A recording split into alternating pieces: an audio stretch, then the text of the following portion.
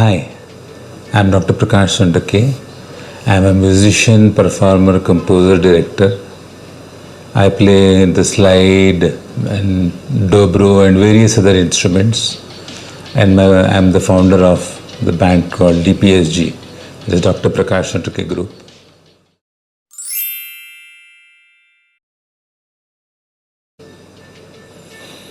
Well, the music of DPSG, I would say, is a very percussive, energetic, robust kind of music where the constant interaction between the musicians is the main hook of the concert. Like how each artist feeds off from the other and develops into creating new patterns, making something interesting and exciting for everyone.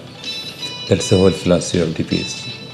We do mainly original music, but also if there is a request for certain covers and it's told to us, then we come prepared with that also, and we present our own versions of famous songs from Bollywood.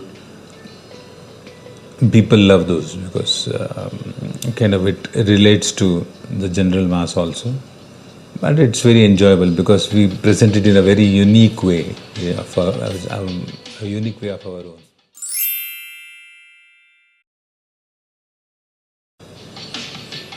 The setup time with this particular band is very interesting. We could, it's like a plug and play band basically.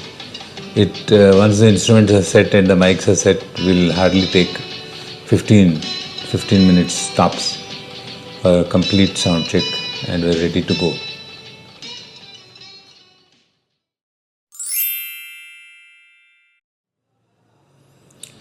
Recently we had a great performance with Nebula. Titan Nebula, and people absolutely loved what we did, and it was quite lots of impromptu material also, because people would request something and then we would take that and make it kind of our own style, and it worked very well. People loved it, and yeah, what else can I say?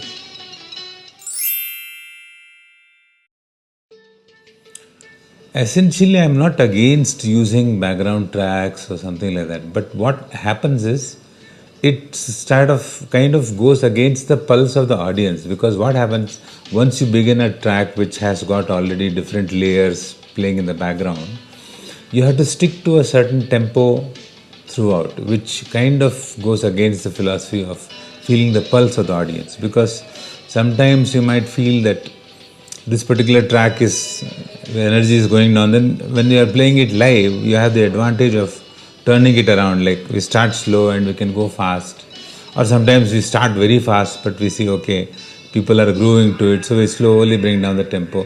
So that going fast and going slow is a very human thing. It's like how we breathe. We always don't breathe in a constant way. So what happens with using background tracks in a very big way is that the music stays at a certain tempo throughout. It doesn't pulsate with the audience. So that's one thing why I do not believe in using background tracks, or because kind of it brings down the energy of the whole band and the whole performance. I'm sure, yeah, like we must have heard many of my tracks. One which went more than 150 million views on YouTube was the song Kannana Kanne from Vishwasam, and then the song in Ramlila, Morbani Patanagat Pari, that one, and several other songs. Like I've been part of so many film projects with sometimes I don't even remember which.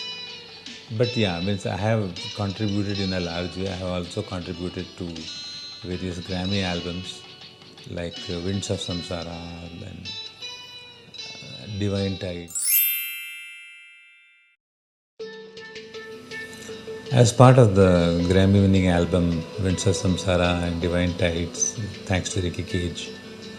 And yeah, it was a great experience. What can I say? Any day a Grammy is a great recognition for your work.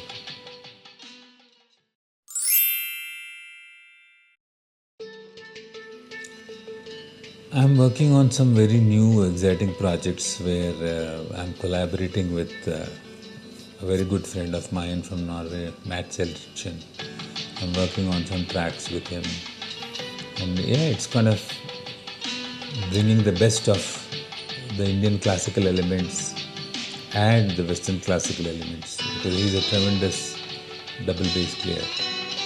So I'm working on that and hoping it will release soon, because the music goes back and forth for several reasons, and yeah, that's the future in store.